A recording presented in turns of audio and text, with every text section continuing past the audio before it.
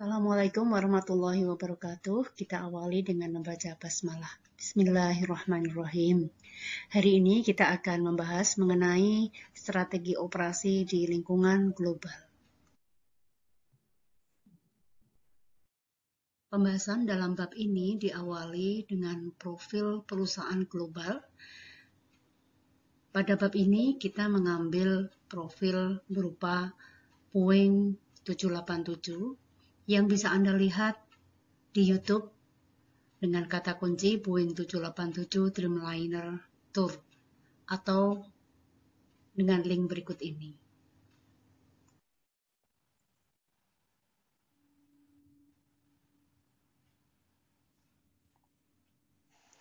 Baik, saya akan menjelaskan mengenai kasus Boeing 787 yang ada di buku kalian, di buku Heizerlander, bab strategi operasi global. Nah, pesawat Boeing 787 ini dikenal dengan Dreamliner. Dia merupakan pesawat yang diklaim sebagai paling ramah lingkungan dengan konsumsi bahan bakar yang sangat efisien dan merupakan pesawat pertama di dunia yang sebagian besar badannya dibuat dari komposit material. Banyak pihak yang menyebut bahwa Dreamliner itu merupakan pesawat yang terbuat dari plastik. Nah, Dreamliner ini memiliki supply chain excellent atau excellent supply chain. Jadi dia merupakan industri yang bersifat global, yang diproduksi dengan model outsourcing dengan partner yang tersebar di seluruh dunia, mulai dari Asia sampai Eropa.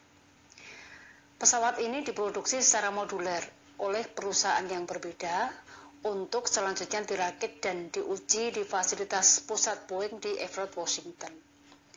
Nah, Boeing sendiri hanya berperan sebesar kira-kira 35% dari pekerjaan dalam produksi Dreamliner ini.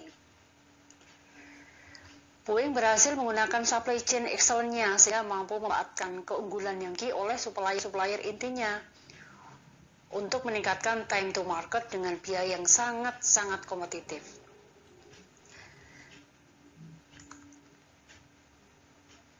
Boeing 787 ini menjelajahi dunia dengan jarak sekitar 8.300 mil.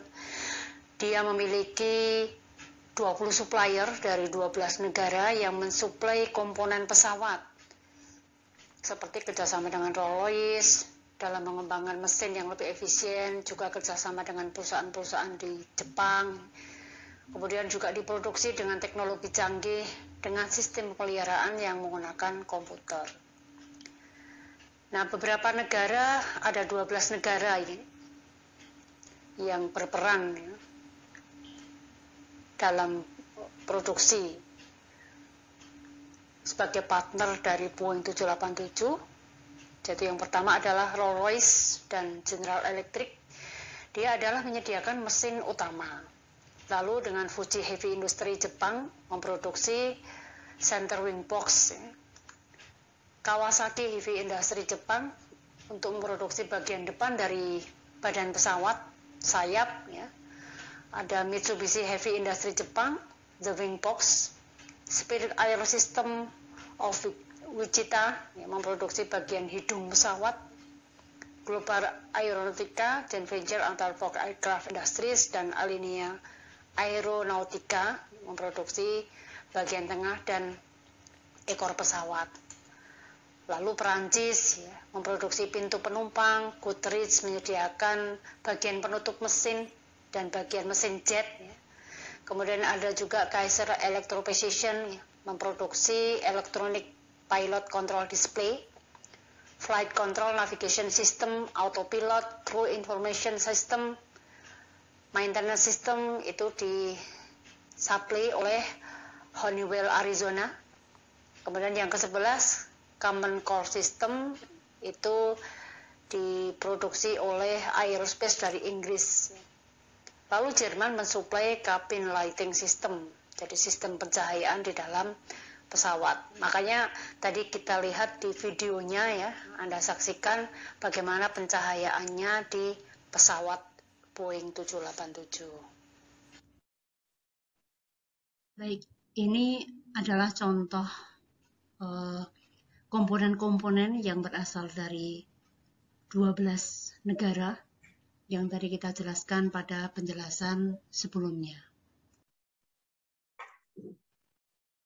Baik, setelah kalian tadi melihat YouTube tentang Boeing 787, kemudian membaca Global Company Profile di buku Heiser ya, tentang strategi operasi global, tugas pertama Anda perlu menjawab pertanyaan berikut ini. Yang pertama, apa yang dimaksud supply chain excellence dalam kasus Boeing 787? Kemudian, sebutkan 12 pemasok Boeing 787 dan peran masing-masing. Yang ketiga, berapa persen peran Boeing dalam produksi Dreamliner? Silahkan dijawab. Anda boleh baca lagi, boleh memutar kembali penjelasan di PowerPoint ini, lalu dikumpulkan. Baik, lalu mengapa bisnis domestik itu berubah menjadi operasi internasional? Ada beberapa alasan. Yang pertama adalah mengurangi biaya, memperbaiki supply chain, memperbaiki produk, memahami pasar, belajar untuk memperbaiki operasi, dan menarik dan mempertahankan tenaga kerja ahli. Mengurangi cost, memindahkan lokasi produksi di negara dengan tingkat biaya tenaga kerja yang murah. Ini bisa kita lihat misalnya dalam produksi pembuatan film Tom and Jerry, nanti dibaca kasusnya di buku Heiser. Kalau di negara sendiri dia menghasilkan biaya yang cukup besar, yaitu di Amerika, maka kalau dia berpindah ke negara lain seperti di Manila, maka biaya produksi film Tom and Jerry itu menjadi lebih murah. Lalu juga memperbaiki supply chain. Lokasi di negara yang tersedia sumber daya unik. Kadang-kadang beberapa perusahaan itu meletakkan usahanya di negara lain yang memiliki sumber daya yang unik, yang tersedia, yang mudah didapatkan. Kemudian juga memperbaiki produk, menjadikan kebutuhan konsumen itu sebagai sumber ide perbaikan produk, yaitu dengan melakukan survei. Juga memahami pasar. Jadi pasar di negara lain itu akan memiliki perbedaan dengan pasar yang ada di negara yang lainnya. Jadi pasar itu pembeli yang potensial. Kemudian juga belajar untuk memperbaiki operasi. Perusahaan perlu belajar operasi dari negara lain yang lebih baik. Misalkan penggunaan robot di Jepang itu bagaimana jika diaplikasikan pada perusahaan lokal ya. Kemudian juga aplikasi just in time yang ada di Jepang bagaimana bisa diaplikasikan pada perusahaan yang lain di luar Jepang. Kemudian juga menarik dan mempertahankan tenaga kerja ahli. Menarik memanfaatkan tenaga ahli dari berbagai negara. Dalam strategi operasi muncul isu kultural dan etikal jika perusahaan itu memutuskan untuk go global. Timbul tantangan bagaimana manajer itu beroperasi dan merespon pada lingkungan budaya yang berbeda. Misalnya dalam kaitannya dengan child labor, jadi dilarangnya mempekerjakan tenaga kerja di bawah umur. Itu kadang-kadang di suatu negara itu masih berjalan dan di negara lain itu dilarang. Kemudian isu lingkungan, ya, kemudian hak kekayaan intelektual, banyak. Misalnya kalau di Indonesia itu banyak terjadi ya pelanggaran haki, produk-produk kaos dengan merek terkenal dijual dengan murah di pasar ya, buku-buku dibajak, itu pelanggaran hak kekayaan intelektual. Itu kadang-kadang setiap negara memiliki perbedaan dalam aturannya, dalam etikal ya. Kemudian juga aturan global yang mungkin belum diterima oleh negara tertentu. Manajer kadang-kadang tidak paham ya, akan aturan yang berlaku di suatu negara di mana dia mengoperasikan usahanya.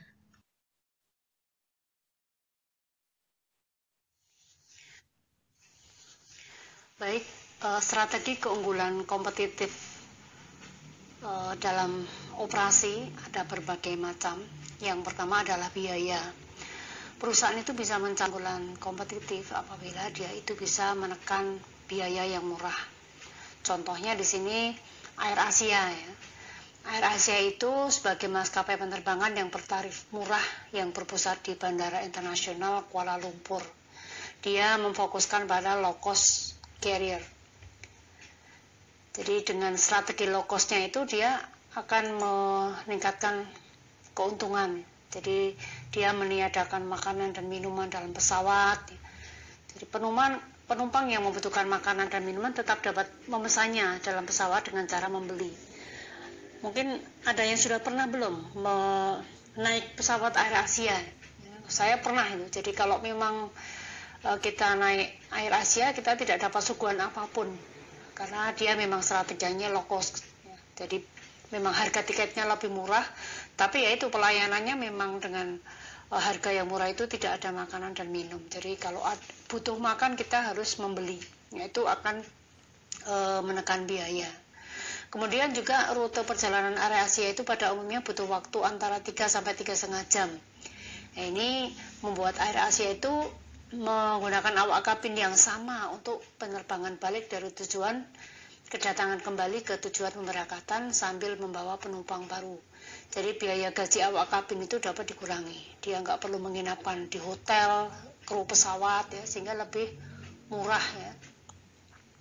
Kemudian pelanggan itu didorong untuk membeli tiket pesawat lewat internet, ya, sehingga AirAsia itu dapat menghemat biaya yang dikeluarkan untuk menyewa tempat penjualan tiket beserta stafnya. Ini juga mempermurah biaya yang dikeluarkan oleh AirAsia. Dan masih banyak lagi hal-hal yang dilakukan oleh AirAsia dalam menekan biayanya. Kemudian dalam hal kualitas, jadi kualitas ini juga merupakan salah satu strategi keunggulan kompetitif dalam operasi. Banyak perusahaan yang menekankan atau memprioritaskan kompetisinya itu pada kualitas ya, kualitas yang baik ya, kualitas yang excellent. Nah, biasanya memang keunggulan kompetitif dengan kualitas itu sulit ya jika disertai dengan biaya yang murah. Ya memang dia prioritaskan ke kualitas. Lalu time, waktu ya. Time itu dalam kaitannya dengan waktu, on time delivery, ada speed delivery ya. Kalau on time itu tepat waktu, kalau speed itu kecepatan. Siapa yang cepat dalam kegiatan operasinya, maka dia yang bisa memenangkan kompetisi ya. Dia bisa memenangkan, memiliki keunggulan kompetitif. Juga fleksibilitas ya, kemungkinan untuk perubahan. Nah, di sini fleksibilitas dan waktu dalam strategi keunggulan kompetitif itu kalau di bukunya Heiser masuk ke respon ya, strategi respon. Baik, ini berikutnya tugas kedua. Anda sebutkan 4 strategi keunggulan kompetitif dalam operasi. Lalu beri contoh masing-masing, Anda baca dari buku Heiser ya. Baik, saya kira sampai di sini dulu perkuliahan pada hari ini. Assalamualaikum warahmatullahi wabarakatuh.